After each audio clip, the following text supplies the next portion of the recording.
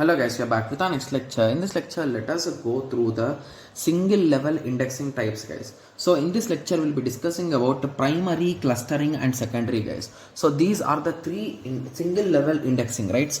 Yes. Okay, so let us start with the primary indexing. So from the name only we can identify this, guys. So what is the name saying? It is a primary indexing.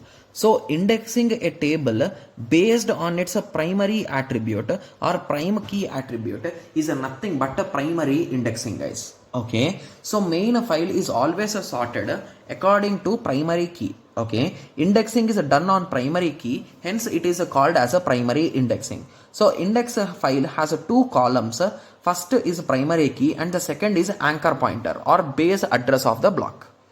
Example, sparse indexing. Okay, so to be clear, there are two types of indexings, guys, in this whole topic.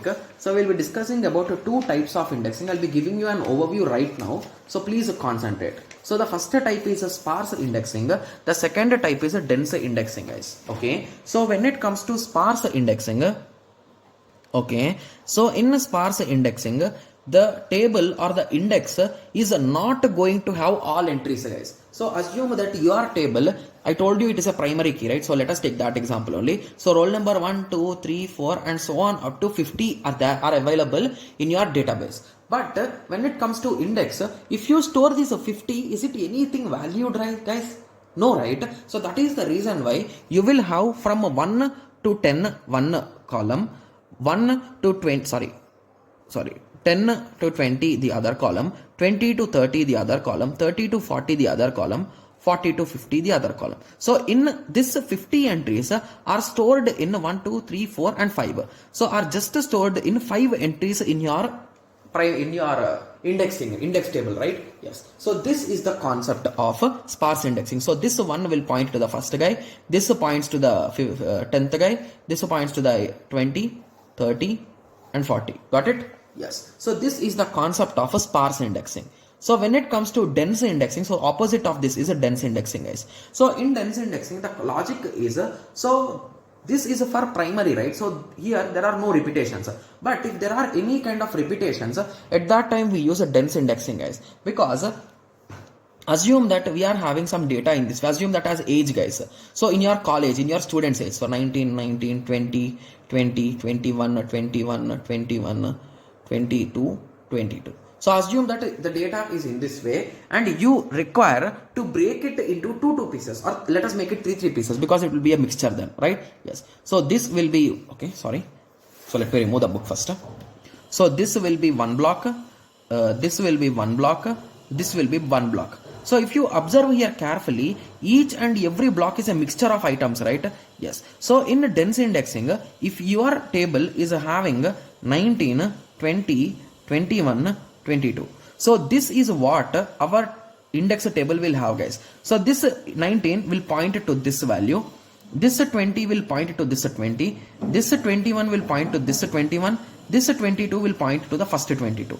So this is nothing but a dense indexing, guys. So when it comes to sparse indexing, the values from your table or from your database will be reduced down to lesser numbers in sparse indexing. So here we are having 50 unique numbers.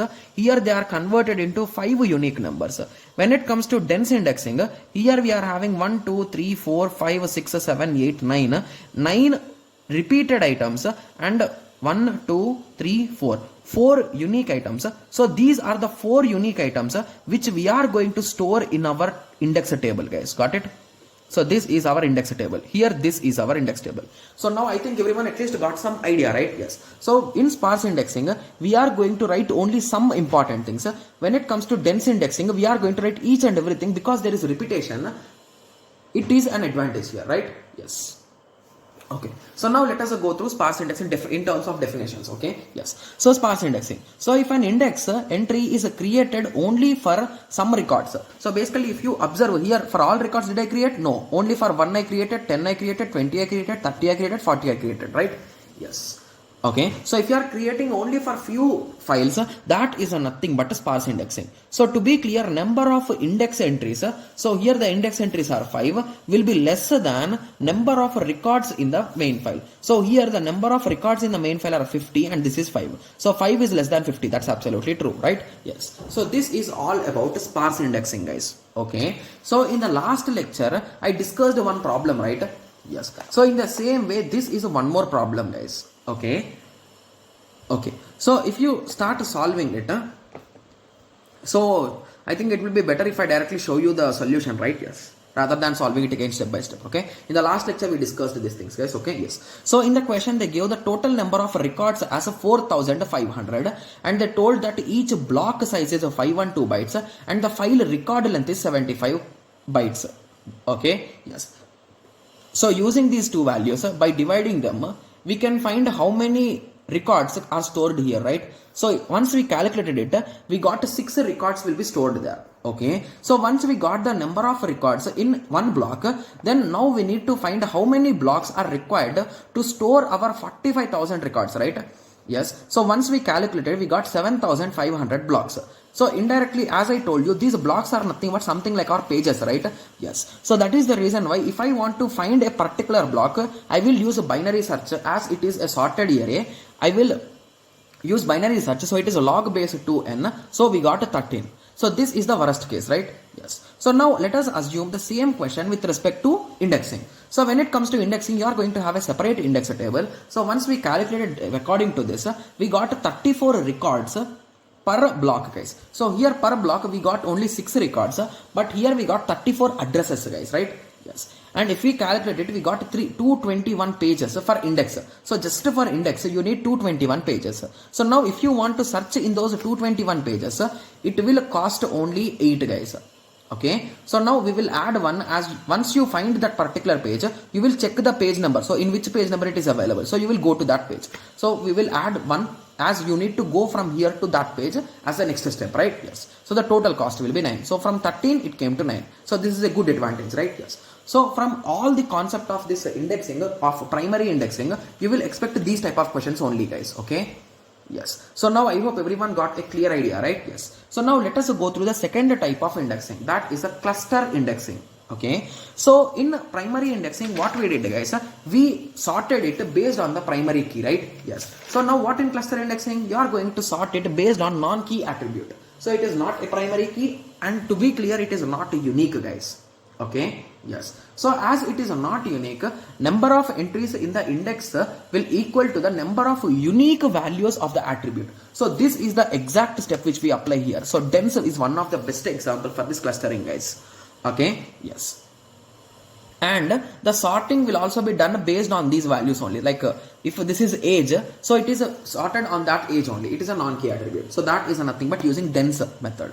So in dense indexing, there is an entry in the index file for every search key value in the main file. So the same example I have written here, right? 18, 19, 20, 21. So here these are their ages. Got it? Yes. So now I hope everyone got a clear idea with respect to this clustering, right? Yes. So now let us go through the next type, that is a secondary indexing, guys. Okay. So now let us take a small example. So assume that in a table, we are storing two important values. So the first one is roll number, guys. Okay. And the second column is Aadhaar number or any kind of unique identification number. Okay. So in your college, among these two, which is important, guys? So if you ask me, roll number is really important in your college, right? Yes. But if someone asks you what is your unique identification in outside, like in any kind of application or any kind of bank application or somewhere, if you say that your college roll number is uniquely identifying, will that be a good thing? No, right? So the only thing which we can use is Aadhaar number, right? So at that time Aadhaar will be used. So Aadhaar is something like universal, and this is for local, like in your college and everywhere, right? Yes. So if your database is sorted based on your roll number, is it a good thing? Yes, it is a good thing if that database is used by your college. But if some kind of bank academy or someone is being using it, so at that time it's not a good thing, right? Yes.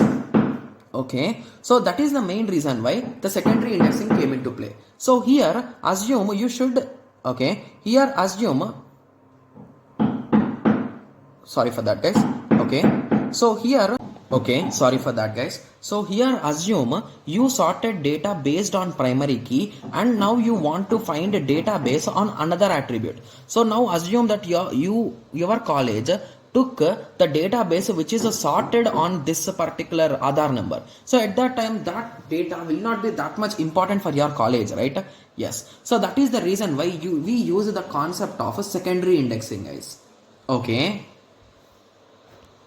Okay, so let us continue with an example, guys. I have just paused the video to check the example. Okay, so assume that this is the example given, and to be clear, if it is a sorted based on based on Aadhaar number, your college needs based on roll number. So it is not sorted based on roll number. So now what do we want? So we want to sort it to index the unsorted file itself, right? Because now if we start sorting it, that will waste more time. So that is the reason why we think that let us create index for that only, right? Yes. So if you directly solve it, so basically assume that the same question, guys. So this is the first question which we have discussed, right? So 30,000 entries, each block size is 1024 bytes, and the R, that is nothing but our record size is 100 bytes. So if you recall, what is the exact value which we got when it is without indexing? So without indexing, for sorted we got 12, right? Yes. So let me write down that value here. For sorted, okay, without indexing we got 12. Okay, so if you try that same thing now, okay, you can, if you want, you can try that now, but anyway I want to concentrate more on indexing, right? Yes. So let us try to do unsorted indexing, guys. So that's indirectly what we are doing, right? Yes. So assume this, that's the same question which we are assuming, guys. So there also we took 15 bytes, right? So let me show you the thing. How many bytes? So 9 bytes for our data and 6 bytes is for a pointer. So 9 plus 6, a total of 15 bytes we have used, right? Yes. So if you recall, each block size is 1024. So 1024 divided by 15, we will get to 68, right? Yes. Okay. And previously at that time, in each block, each box or each block, we stored multiple records because they are sorted, and it is easy to, if we point to here, we already know that if 1 is there, 2, 3, 4 will be there, and 5 we will point next time. So we know that if it is 1 to 4 are stored there. But now as it is not sorted, indirectly we cannot store in that way, and in each block we are forced or we need to store 1, right? Yes. So that is the reason why here 30,000 entries will come, not 3,000. Okay. So with that we got 442 as our result. So now if you apply log to this, log base to 442, it is nothing but 8.7, guys. So 8.7 means we are indirectly searching 9 times, right? Yes. So 9 plus 1 to go to the exact page. So a total of 10 searches on unsorted is required. So previously it was 12 and now it is a 10. So it's absolutely a good thing, right? So for unsorted it is a 10. So if it is sorted already, we already know that is 7, I think so, right? Yes, that is 7. Okay, yes. So now I hope everyone understood, right? So how exactly this secondary indexing is working. So in simple words, secondary indexing is nothing but indexing based on what, guys? Based on unsorted list. That's it. Got it? Yes. So now I hope everyone got a clear idea with respect to the secondary indexing and indexing part. So in the next lecture, we'll be starting our discussion about B trees, guys. Okay. So B tree is a non-linear or multi-level indexing, right? Yes. So indexing is of total 2 types, a single level and multi-level. So till now we discussed all types of single level. So now we'll be moving on to multi-level indexing. So in the next lecture, let us start our discussion with respect to B trees, guys. Okay. So how exactly they are going to store, what is the whole concept? We'll be taking a simple example and we are going to understand everything with respect to B trees, guys. Okay. Yes. So in the next lecture, let us discuss about B trees. Okay. Yes. So let us meet in the next lecture. Thank you. Thanks for watching. Like, share and subscribe for more awesome videos like this. Thank you.